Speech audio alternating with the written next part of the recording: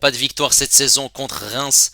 Salut à tous, on se retrouve pour le débrief du match entre le Paris Saint-Germain et Reims. Match nul, un partout, un but pour le Paris Saint-Germain qui a été inscrit par Ousmane Dembélé à la 47e minute de jeu. Et pour Reims, c'est Nakamura qui a égalisé à la 56e minute de jeu. Merci aux personnes qui étaient présentes avec moi en live. N'hésitez pas à liker et à vous abonner si vous êtes nouveau. On est parti pour les statistiques du match. 18 tirs pour le Paris Saint-Germain, 7 tirs cadrés, seulement un but. Pour Reims, c'est 6 tirs, 3 tirs cadrés, un but également. Possession à l'avantage des Parisiens, 78%. Pour Reims, c'est 22%. 776 passes pour le Paris Saint-Germain, 209 pour Reims. Précision de passe à 91%.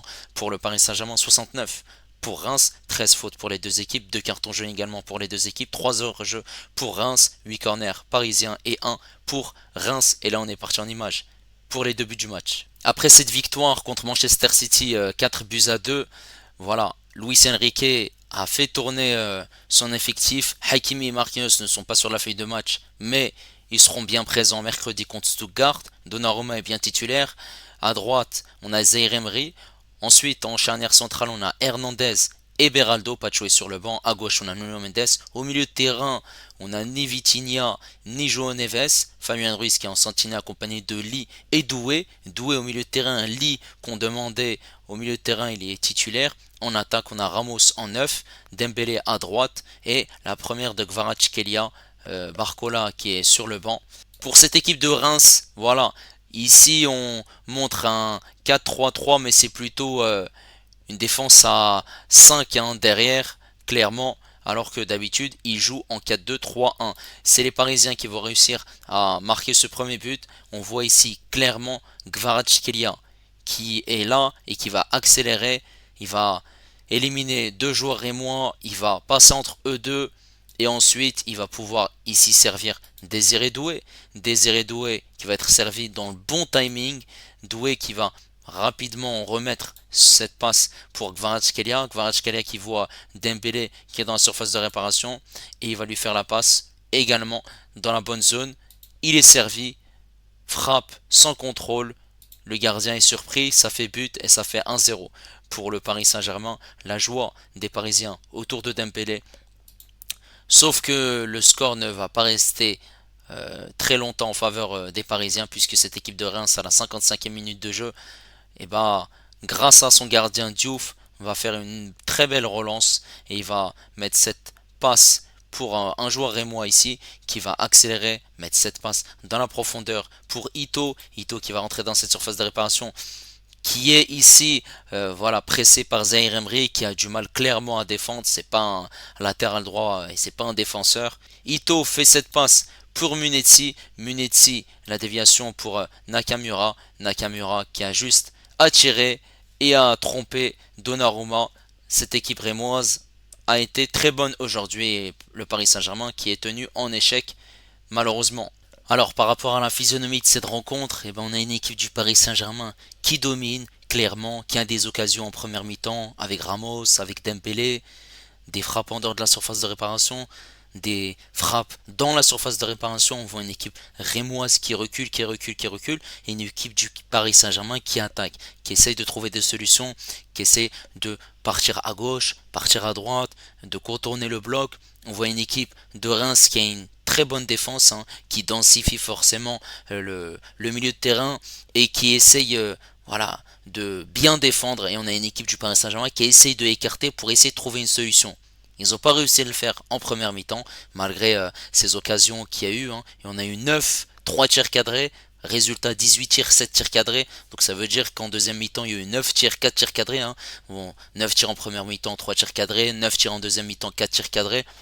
Alors que la deuxième mi-temps, voilà, Dembélé qui réussit à marquer suite à un très très très bon débordement de Kvaratskhelia qui arrive à dribbler, qui arrive à partir vers l'avant et à servir Dembélé, voilà, à tromper le gardien.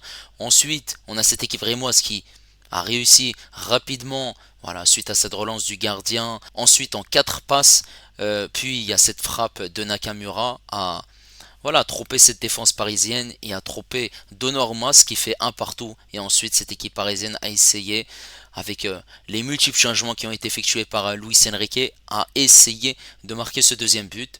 Malheureusement, ils n'ont pas su le faire. Ça reste malgré tout une semaine satisfaisante. Il y a cette victoire 4-2 contre Manchester City et les débuts de Kvaratskhelia. Maintenant, on va parler de la prestation des joueurs du Paris Saint-Germain et on va commencer par Donnarumma. Donnarumma, il encaisse un but. Donnarumma, voilà, il n'a pas eu grand chose à faire. Il a su faire les parades qu'il fallait, notamment en première mi-temps où il est pertinent. Mais sinon, en deuxième mi-temps, malgré qu'il encaisse ce but, il n'a pas eu grand chose à faire. Voilà, ça reste un match plutôt tranquille pour lui. Sur le côté droit, on avait un Zaïre Emery en difficulté, notamment sur voilà, ce but.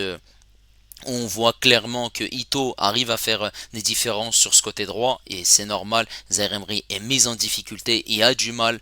Voilà, Zaïre Emery n'a pas fait une grosse prestation. Bon, on peut pas lui en vouloir, hein, c'est pas son poste. Hakimi n'était pas là. Voilà, il n'a pas voulu Luis Enrique le mettre titulaire ou même le faire rentrer en jeu pour qu'il soit au top mercredi contre Stuttgart. En charnière centrale, on avait Beraldo et Hernandez. Beraldo a fait un top match. Bravo, top match, il était solide dans les duels, dans l'agressivité, on le voyait voilà, reprendre petit à petit son niveau. Par contre, Beraldo, je suis pas du tout serein. Beraldo, il me rassure pas du tout en fait. Il a pas fait un gros match, il a pas fait un match explosé ou piteux, mais c'est pas une assurance de la part de Beraldo. Voilà, ce Brésilien, je suis pas du tout convaincu hein, depuis qu'il est venu au Paris Saint-Germain. Pacho est rentré à la place de Hernandez pour apporter voilà, sa solidité défensive et il a été impeccable. Sur le côté gauche, on a Nuno Mendes. Nuno Mendes qui a beaucoup apporté sur le côté gauche. Son explosivité, son accélération, il permutait beaucoup. Il jouait une, deux, trois touches de balle. Voilà, on a beaucoup vu Nuno Mendes centré. Nuno Mendes qui se retrouve aussi dans cette surface de réparation pour essayer de décaler un de ses partenaires, mais ça restait malgré tout compliqué, pas mal de centres, pas mal de débordements. Et lorsque cette équipe de Reims était très basse et le Paris Saint-Germain voilà, était avec une défense à 3 avec Beraldo, Hernandez et Mendes, on le voyait pas vraiment prendre ce couloir. C'était Doué ou bien Kvaratskhelia. Maintenant, ce milieu de terrain, on a eu Fabien Ruiz en sentinelle. Bon, Fabien Ruiz, c'est la première et dernière fois qu'il sera, je pense, dans ce rôle-là. Après, sait-on jamais avec Luis Enrique. Mais bon, c'était bof. Hein. Après, il n'avait pas vraiment grand-chose à faire puisque Reims n'avait pas le ballon. Et forcément, voilà, c'était un Fabien Ruiz qui jouait, voilà, qui distribuait les ballons, mais sans convaincre. Voilà, ça reste malgré tout une prestation très très très très basique et très simpliste. Voilà, de la part de Fabien Ruiz, il n'y avait pas vraiment d'envie hein, de sa part. Ensuite, on avait Doué. Doué, je l'ai senti beaucoup en activité. Il bougeait énormément. Il partait à gauche, il partait à droite. On le voyait beaucoup en mouvement. Il a eu des occasions également. Voilà, ça reste une prestation de la part de Doué. Voilà, satisfaisante. Il a apporté du danger de par ses accélérations, ses dribbles. On le voyait beaucoup bouger, permuter, faire des différences. Voilà, ça reste satisfaisant. On avait un Lee que j'ai trouvé voilà, au milieu de terrain dans un rôle satisfaisant par rapport en attaque. On le voyait changer de position. Après, forcément, ces joueurs du Paris Saint-Germain changent fréquemment leur position hein, sur le terrain. Et un Lee qui était pertinent, mais qui n'apportait pas la passe ou l'ingrédient qui peut permettre à un des Parisiens devant de trouver cette solution. Lui-même ne l'a pas trouvé malheureusement et on voit clairement que lorsque Hakimi n'est pas là sur ce côté droit, ça se ressent puisque Dembélé a été buteur aujourd'hui, il a été pertinent, il a été très bon. On voit un Dembélé buteur, un Dembélé qui est décisif, 24 matchs, toutes compétitions confondues, 13 buts, 7 passes décisives. Dembélé a su faire des différences, il tirait, il a essayé plein de fois, à maintes reprises de déstabiliser ce portier rémois, hein, Diouf. Il a essayé aussi des débordements, des frappes en dehors de la surface de réparation. Voilà, pas mal de gestes techniques aussi, des feintes, des remises. Il y a ces très très belles passes de Kvaratskhelia. C'est dommage qu'il n'y a pas cette victoire malheureusement. Il a fait une top performance. Hein. Il marque contre Manchester City. Voilà, il est en forme hein, ces dernières semaines. Bravo à lui. Sur le côté gauche, on a Kvaratskhelia. Kvaratskhelia n'est pas encore à 100%. Il n'a pas joué depuis fin décembre. C'était son premier match avec le Paris Saint-Germain au Parc des Princes. Et il a fait une prestation très très très aboutie, puisque non seulement il fait cette passe décisive pour Dembélé, mais aussi il a été pertinent par ses déplacements, ses dribbles, ses percussions, son envie aussi de coulisser, de trouver des solutions et aussi de faire les replis défensifs. Voilà, il a su le faire parfaitement. Bravo à lui. Et Kvaratskhelia, il n'est pas encore à 100%. Et on a vu qu'il y a un joueur qui est performant puisque il y a eu aussi un changement de position de la part de Luis Enrique pour Kvaratskhelia. Il est passé en neuf et on l'a vu aussi trouver des solutions dans cet axe-là. Voilà. On a hâte vraiment de le voir au prochain match et ce sera le week-end prochain en Ligue 1, tout simplement. Maintenant, on a en numéro 9 Ramos.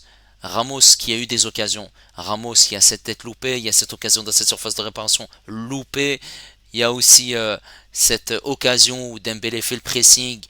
Il récupère le ballon, il fait la passe à Ramos. Ramos qui tergiverse. Il y a la très bonne sortie du gardien. Ramos, c'est dommage. C'est dommage parce que Ramos, il marque, mais à chaque fois quand il marque, c'est que en sortie de banc. Et malheureusement, bah, je pense que il est bon en sortie de banc. Luis Enrique a voulu le mettre titulaire pour lui donner de la confiance et le récompenser par rapport à son entrée en jeu décisif contre Manchester City. Malheureusement, c'est compliqué aujourd'hui. On a eu l'entrée de Vitinha qui a été pertinente. Vitinha a apporté une stabilité au milieu de terrain et aussi de trouver les joueurs parisiens entre les lignes dans ce bloc rémois tout simplement. Après on a aussi eu l'entrée de Barcola, Barcola qui a essayé de proposer, qui a essayé de trouver des solutions, voilà, qui a essayé de percuter, de dribbler. Forcément, voilà, il y a eu un possible penalty mais non, rien du tout malheureusement. Et après, enfin, il n'y avait pas penalty sur cette action-là. Voilà, il se tire le maillot avec un rémois. Donc voilà, après il y a cette entrée aussi de Mayoulou où il a cette occasion dans cette surface de réparation. Voilà, ce Titi parisien est très prometteur. Après, c'est pas l'urgence, le Paris Saint-Germain qui est toujours invaincu, 14 victoires, 5 nuls, 0 défaite. Ils ont 47 points, 10 de plus que Marseille qui jouera son match demain, voilà, tranquillement. Et Marseille qui peut revenir parce que ils ont ce match contre Nice, ils peuvent revenir à 7 points. Le Paris Saint-Germain a quand même 13 points sur Monaco qui est troisième. Donc ça va. Maintenant, il faudra attaquer ce match décisif mercredi contre Stuttgart pour espérer se qualifier dans le top 24. N'hésitez pas à liker, n'hésitez pas également à vous abonner si vous êtes nouveau. Et moi, je vous dis à la prochaine. Ciao les amis, ici c'est Paris.